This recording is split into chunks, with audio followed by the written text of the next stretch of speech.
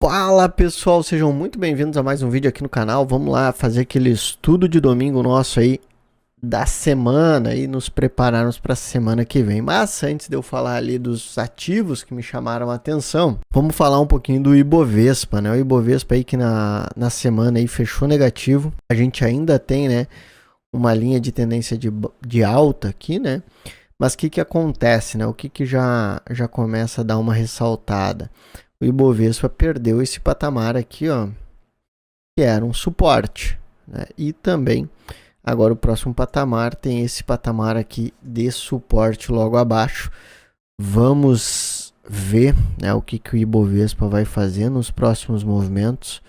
A gente teve impulso, correção, impulso e agora está tendo aí uma correção um pouco mais acentuada, né? Quando eu trago aí os meus estudos, a gente ainda está chegando aí na retração de 50% dessa última pernada de alta que rompeu o topo anterior, né?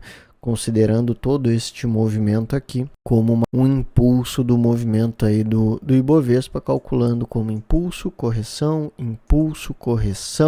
e aqui a gente tem aí a retração de 50%, que seria próximo aí dessa região aqui de suporte, né? E no gráfico diário, a gente ainda tem o que dá uma dificuldade, um pouco de desânimo para nós é que ele perde aí, rompe, né, a média de 200. Claro que na segunda-feira, aí, se a gente vê o mercado negando esse rompimento com uma barra verde, fica bem interessante, mas ainda a gente tem o Ibovespa respeitando essa linha de tendência de baixa aí de curto prazo, né? E até dá um canalzinho.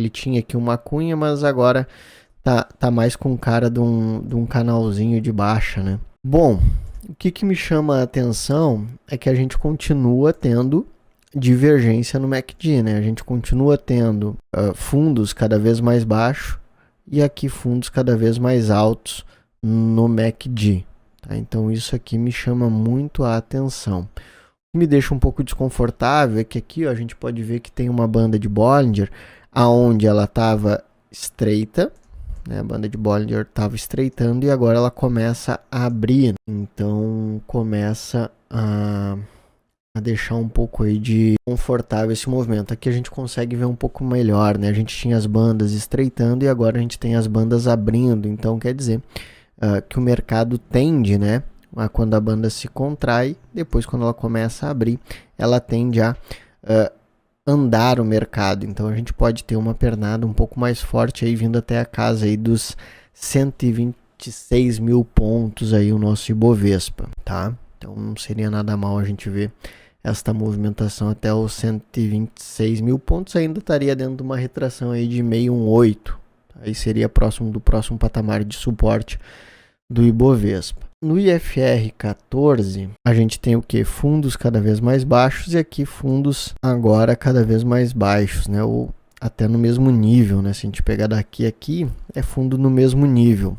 Então a gente tem divergência sim nesses fundos aí do Ibovespa no gráfico diário. Quando a gente vem pro dólar, o dólar no gráfico semanal rompe a sua média móvel de 200 e a gente vê que ele está chegando próximo aí dessa região aí de topos anteriores, que é uma região de resistência, né? E a gente até pode ver aqui nos estudos, ó, tem aqui este ponto aqui, que é o topo anterior, e depois essa região aqui dos 6.000, né? No 6.000 aí pode ser um ponto bem importante para o dólar. Ele conseguiu romper a sua média móvel de 200 semanas, né? Ele consegue fazer o zigue-zague ascendente, a gente vê que ele faz um topo duplo, depois uma movimentação forte, faz a correção, tenta subir, volta e acelera, rompendo até uma linhazinha de tendência de baixa aí do gráfico diário, né? Então, o dólar muito forte.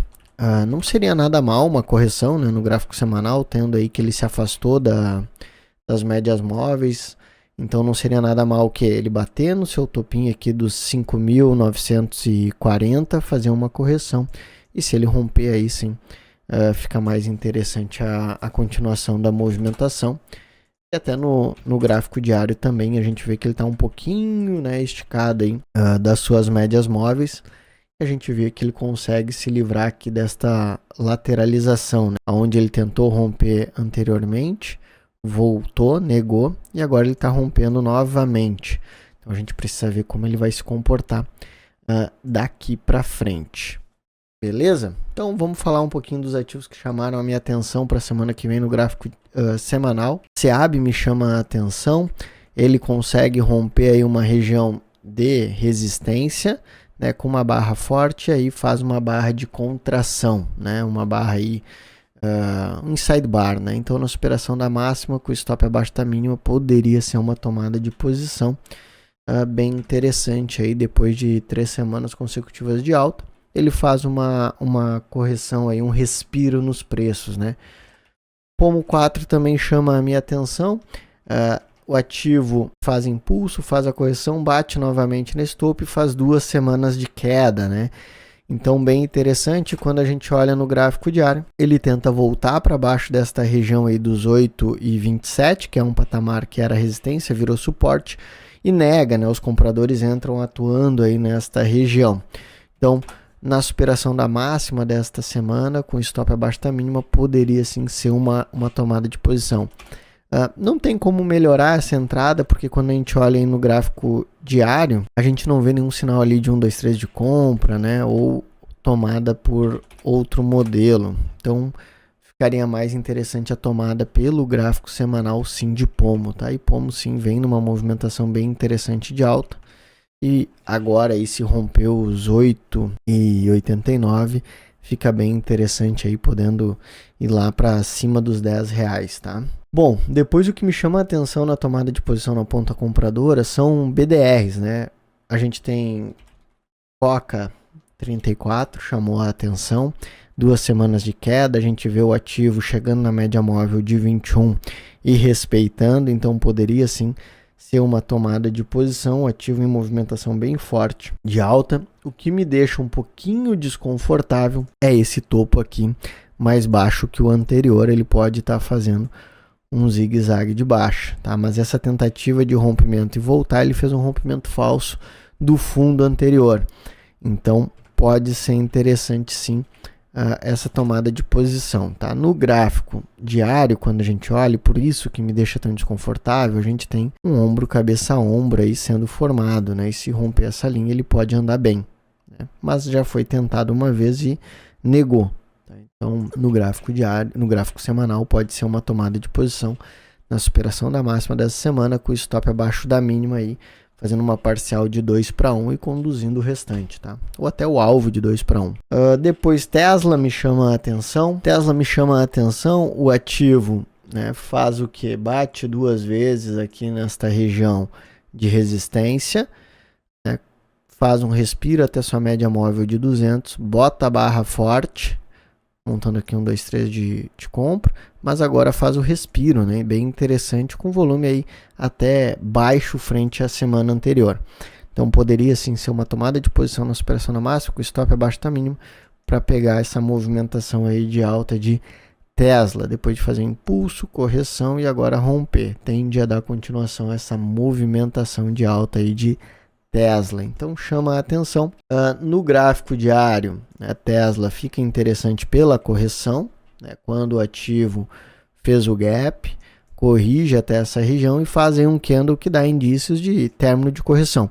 O que não me deixa tão confortável em tomar posição aqui, com stop aqui embaixo, é o volume, né? Mas dá para a gente aguardar o fechamento de segunda, e se ele botar realmente aqui uma barra bonita, fazendo 1, 2, 3 de compra, pode ser a tomada de posição na superação da máxima, com o stop aqui embaixo, né? E aí a gente antecipa a entrada aí de Tesla, tá? Então pode ser algo interessante para antecipação de entrada aí na segunda-feira. Depois BABA 34 também me chamou a atenção por 1, 2, 3 de compra no Eden, né? Quando a gente olha aqui, a gente tem a média móvel de 9 apontada para cima, a gente tem a média de 80 apontada para cima e a gente tem aí a correção bem na média de 8, bem interessante para tomada de posição, com stop aqui embaixo, tentando pegar aí o alvo de 2 vezes o risco, tá? Chamando bem atenção essa movimentação aí de BABA 34. Maravilha! E alguns ativos que me chamaram a atenção, mas e daí foi no gráfico diário, foi MELI 34, né, que para um swing trade pode ser interessante, com uma barra forte, depois uma barra forte rompendo uma região de resistência, volume acima da média, ficando bem interessante para tomada de posição com stop abaixo da mínima. Depois também Semin é um ativo que me chama a atenção, né, o ativo que, se a gente pegar no gráfico semanal, fez impulso, correção, né, fez até aqui 1, 2, 3 de compra na semana passada. E agora, no gráfico diário, pode ser a tomada de posição na superação da máxima com o stop abaixo da mínima, a tentativa dos vendedores de vir para baixo da média de 8 e não conseguir, né? E a gente vê aí os compradores empurrando o preço para cima, então poderia ser uma tomada de posição com stop abaixo da mínima num swing trade. E também Tesla, né? Tesla no gráfico diário também chama a atenção na correção, né? Só falta o volume, né? O volume acima da média ali que a gente olhou aqui ficou um pouquinho abaixo, mas a gente pode ficar atento aí na segunda-feira, se botar uma barra de ignição, a gente pode tomar uma posição aí na terça-feira, né, para terça-feira. Certo, pessoal? Essas são os ativos que me chamaram a atenção para essa semana. Eu fico com vocês por aqui, já trouxe até um gráfico diário aí, fazer um swing trade aí, quem gosta, né? Mas o intuito aqui sim é a gente olhar os ativos num gráfico semanal, mas eu trouxe aí porque me chamaram bastante atenção aí, MELI e Semin 3, tá? Então, fico com vocês por aqui, desejo uma excelente semana, um excelente mês, né, para nós, e bons negócios aí.